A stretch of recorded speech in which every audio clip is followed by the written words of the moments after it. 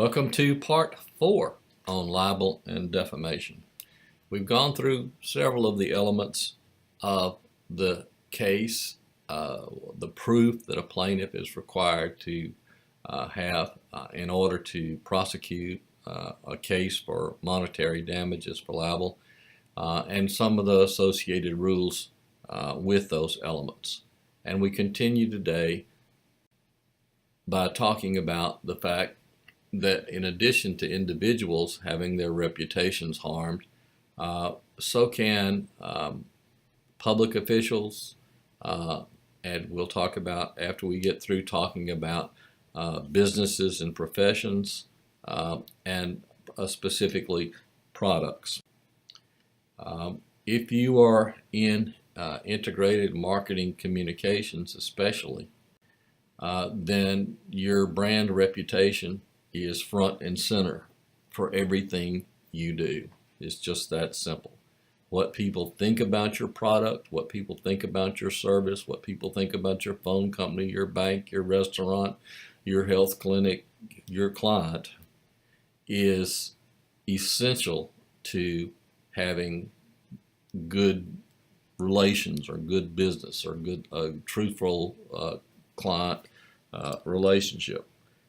If you're in journalism, if you are truthful, if you are known to be accurate, you will have a following. You will attract readers and viewers because they want accurate information. We all want accurate information. If we don't get accurate information, we don't go back there. We have tons and tons of choices as consumers of news and information as to where we're going to get it.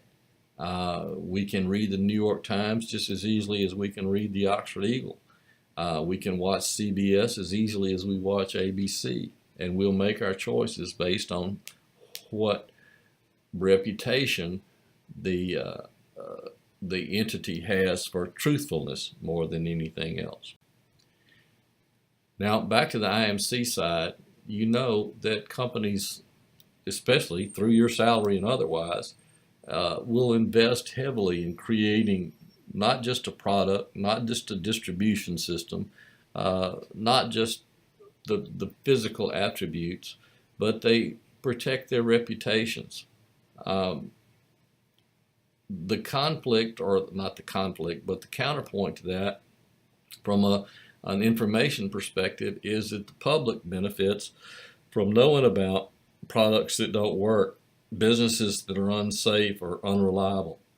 So you have a lot of media reporting and other reporting, such as making comments on Facebook or Instagram about products and services that the public needs to benefit, or the public can benefit from people that are unscrupulous or don't deliver what they promise.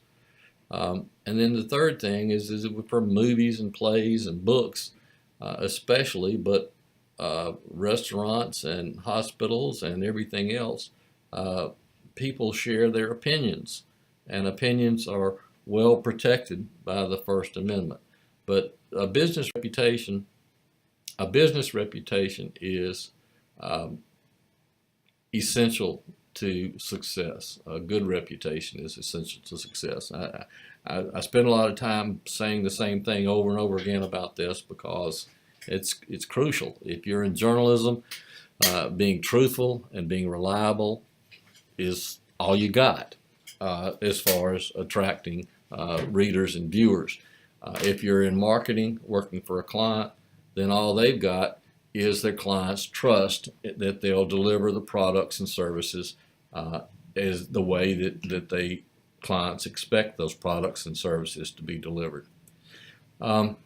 Another factor in this is that the reason that some criticism is allowed of products and services, opinion or otherwise, is that there's some really big companies out there, and to facilitate competition, to facilitate a healthy economy, then it's necessary to have some balance between how libel law works for individuals and how libel law works for businesses or professions or into products.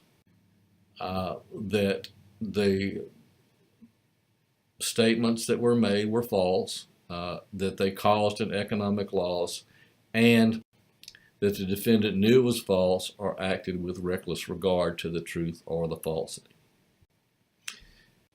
The practice points here are for in communications.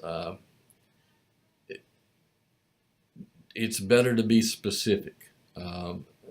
If you say something like Toyotas do not achieve the mileage shown on stickers, then that gives the plaintiff the opportunity to come in and show that one vehicle does. A more specific statement to make and the more accurate statement to make was the Toyota we tested did not achieve the mileage shown on its sticker. And that's something that would be, you could prove rather than a generalization. Same thing with a news report that says Buster's bread is being recalled because loaves contain bird droppings. That's going to cause Buster damage, and it may be true that Buster's bread is being recalled, but the more accurate statement is Buster's bread is being recalled because the FDA reported bird waste was detected in a random sample. Okay? So you listen to professional communicators when they communicate. They tend to be more specific in their statements than you generally hear in conversation. I mean, seriously, you know how it is. Somebody might get a report that a sample tested for whatever contained listeria, and then all of a sudden people are going around town saying, "Oh, that has listeria in it." Well, maybe it does, maybe it doesn't. But the point is, as professional communicators, you communicate with precision. So remember, in product disparagement cases, it's necessary to have a higher level of proof than, or more. There are more to prove as far as damages and things like that than in a individual private citizen complaint, in part because of the consumer interest in having products and services be accountable to the public. Another factor here is locations. You often hear newscasters and others talking about a crime taking place at a location. Well, guess what? Kroger doesn't particularly like the fact that somebody was robbed on the parking lot and it hurts their business. And if in fact the robbery took place near the Kroger parking lot or in the street near the Kroger, then it's probably better to be accurate than to risk getting sued for business reputation by Kroger. And just for emphasis, remember that opinion is protected. It will definitely hurt a movie's reputation to publish the movie was a waste of time. It will definitely hurt sales of potato chips to say that the new potato chips aren't as good as the old potato chips. But those are value judgments, and they are protected as opinion, and even if they do result in loss of sales or whatever, that's protected in the name of consumer interest in accuracy and getting not just the positive message of advertising, but any counter information that might be out there. So again, and emphasizing this more than it probably needs to be emphasized to you IMC folks, is that reputation is people's stock in trade. It's an area of great importance. You're living in a world where the internet drives sales and reputation matters. I think I read that there are 8 million places, 8 million websites now that offer women's clothing. And if you're in competition with 8 million websites to make sales, then service and reliability are extremely important. And anything that detracts from that, if it's especially presented as a false statement of fact, can have immediate and serious harm.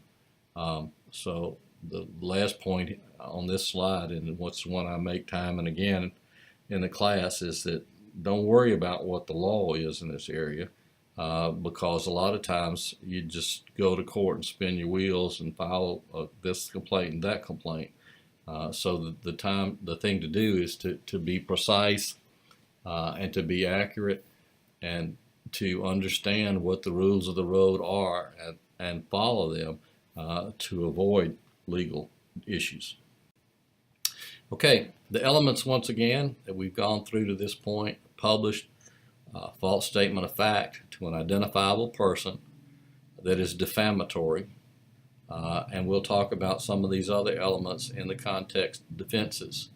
It has to be believable and result in damage to reputation, and that the defendant has to be legally blameworthy. And that's where we go with this next discussion. We take the First Amendment and we add it to the elements of libel. The big case, the big kahuna in this case on blameworthiness is the case that's most often cited by people when they talk about libel, and it is the case of Times versus Sullivan. This is a case from the 1960s. The issue was defamation, and the outcome was that the court shifted the burden of proof if the plaintiff in the case was a public official. And not only did the burden of proof shift to the plaintiff, the burden of proof rose. Now let's try to understand this a little bit better in context. The basis for the lawsuit was an advertisement. It was not a news story. It was not something that reporters wrote. It was a paid advertisement that appeared in the New York Times. In the ad was a solicitation for donations to help defend Dr. Martin Luther King and others who were working in the civil rights arena in the South, in Alabama at the time. And it said that these people were being treated brutally or unfairly or whatever by the police. So the basic rule is that if a defamatory falsehood is published, such as the police are treating me badly by doing something specific, remember it has to be factual, then the justice system provides a way to be made whole, to be accountable for publishing a defamatory false statement of fact. Okay. The other conflict is that the First Amendment wants free, robust, unfettered exchanges of ideas, thoughts, and opinions, because that's how society advances. And having a right to be wrong is plausible in some circumstances. The facts of Times versus Sullivan: Mr. L.B. Sullivan was the police commissioner of Montgomery, Alabama. He did not agree that the advertising copy in the New York Times that said that he was a bad person was truthful. He said it injured his reputation, and he wanted to sue the Times for injuring his reputation. The Supreme Court looked at it long and hard and noted a couple of things. But for us, we'll note first that Sullivan wasn't specifically named in the suit. And again, remember, identifiable can be like the coach of the Ole Miss Rebels. You don't have to say the person's name. This said the police authorities in Alabama, and that was deemed close enough. And the other thing to note was that this was, for UIMC folk, that this biggest case was about an ad. It was not about a muckraking journalistic investigative piece. What the court said was that to hold up the interest in free-flowing discussion, a public official can still sue for libel, but if the public official sues for libel, they must prove actual malice to win. Just being false, just being defamatory is no longer enough for a plaintiff who is a public official. Now, actual malice, which we referenced a little bit a while ago when we were talking about product disparagement, is a term of art. It has nothing to do with somebody being angry. It means the defendant publisher knew, had reason to know that the statement was false before it was published, or had acted with complete indifference to truth or falsity. And further, as we talked about earlier, the burden of proof was on the plaintiff. So basically what they told Mr. Sullivan was, you have to prove that the New York Times, when it published this ad, knew this was false or acted within reckless disregard of the truth or falsity. And if you think about that from a practical viewpoint, you see that it's kind of hard to prove what somebody else knew or didn't know. And that was the burden that has, from that case and forward. Again, the rationale for the decision was that the First Amendment needs breathing space, and especially public officials need to be able to withstand vocal criticism, even non-factual criticism, unless the people who put it out there knew it was false or acted with reckless disregard to its truth or falsity. So the effect of this case is, with the actual malice standard and the burden shifting, public officials no longer, if ever, sue for libel. You have cases like when he was a private citizen, Donald Trump saying that Barack Obama was not an American citizen, that he was born in Africa. Mr. Obama didn't respond to that by suing Mr. Trump, because if President Obama had sued him, being a public official, the burden on President Obama would have been to prove that Donald Trump knew that that wasn't true or acted with reckless disregard to the truth or falsity. So basically you made public officials libel proof. And the textbook has, and it's certainly true, that public officials can recover for libel, but it's such an uphill legal climb in the aftermath of Times versus Sullivan that you don't often see this attempted. Now, the court later expanded the actual malice shifting burden of proof standard to public figures, and defined a public figure as people who either by choice or circumstance find themselves at the center of a matter of public concern. This is people who shed their anonymity, who go before the public, and the public can praise them, can criticize them, can make statements about them that may be true, may be false. J-Lo is pregnant with so-and-so's baby. Okay?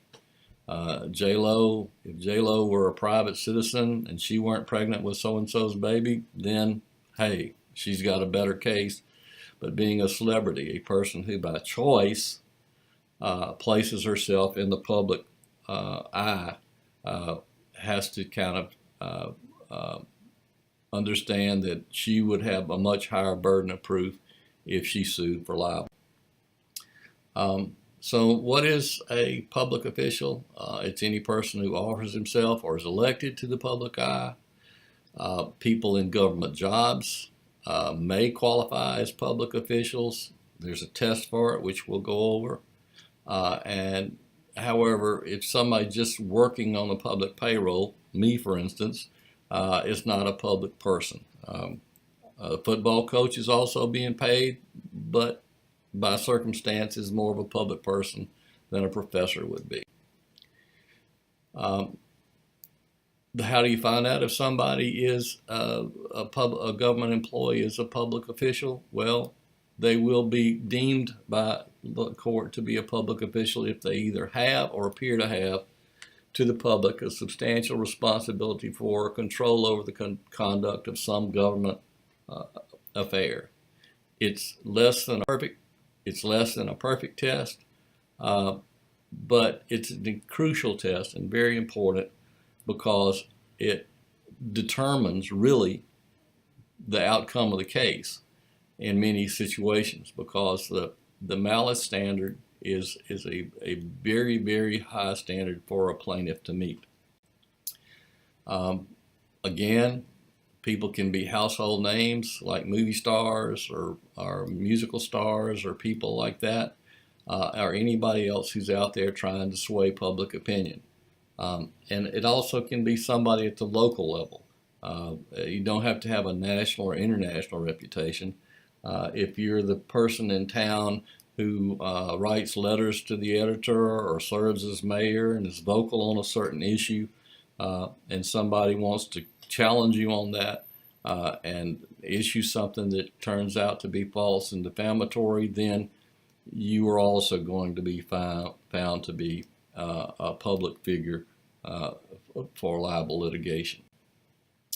Again, this can be a private citizen who, if in your neighborhood they're talking about putting up a chicken processing plant, and you get signs and pickets and everything and go out and make speeches against the chicken plant, then you can certainly become a public figure by your own choice, or as the definition says, you can be pulled into it. Sully Sullenberger is the airline pilot who was just a regular private person until he became famous for landing his plane in the Hudson River. George Zimmerman was just a regular guy in Florida until he shot and killed Trayvon Martin. So if these people were going to initiate libel cases, then they would be held to the standard of a celebrity or a public official, and that they would have to prove actual malice. And then, of course, we always like to include one of my examples here. And you're a humble and level college student, you're a private person, but then you start wearing a green satin jumpsuit to class and telling people you're a leprechaun.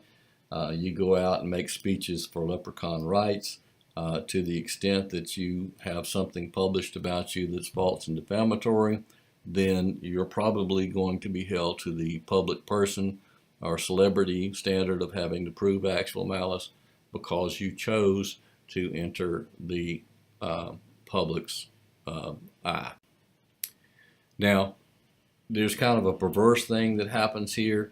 Sometimes the media will create a public figure, and then when sued by that person, seek to have the person deemed a public figure, and that's not fair. I think I give the example of Bob recording a false and defamatory video about Bill, and he posts it on YouTube, and it gets 1 million views in 24 hours, and then Bill sues Bob for libel, and Bob can't say, oh no, you're a public figure, look, there's 1 million views out there. He wouldn't have any views if Bob hadn't posted it in the first place. So Bob can't hide behind this standard that he created himself. Mississippi courts use a vortex analysis, and the way it works is that you look the plaintiff, when you're trying to determine is this a public figure or a private person who's suing, you look to whether they jumped into it or whether they were pulled into it, and that can be determinative. And then there's this note on public figures that if you're a public figure as it relates to an incident, you remain as a public figure as it relates to that incident forever. So there's no repose. If a person became a public figure over something that happened in the 1912 Macy's Day Parade, and 100 years later somebody decided to write an article about that, the person is still a public figure. okay? But it doesn't apply in all contexts. It applies in limited contexts. An example, many years ago, there was an Olympic skater named Tonya Harding. Suppose a different Tonya Harding is arrested for DUI, and a site posted a photo of the skater Tonya Harding and said that it's she who faces a DUI. Well, again, an article revisiting the Olympics and talking about what went on at the Olympics with Tonya Harding, she's got no privacy there. She's a public figure. But as far as misidentifying her in the context of a criminal DUI charge, she's not a public figure as it relates to that. The upshot of all this is that libel cases by public figures are very rare. The President Trump said he wants to see more of them, but basically Times versus Sullivan pretty much canceled these cases. There's a lot of libel that takes place on the internet, cyber libel. There are no different rules. The rules are the same, but there's some complications that we can talk about perhaps later about filing cases for cyber libel. But again, what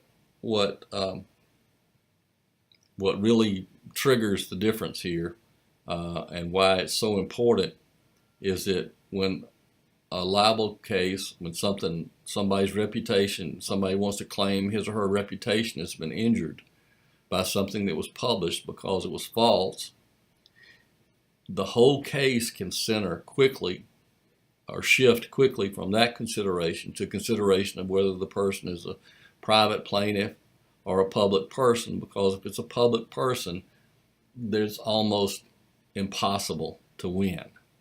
So it's really important in these cases to understand whether the plaintiff is a private plaintiff or a public plaintiff. Okay? We'll wrap up with the rest of this in our closing segment on libel.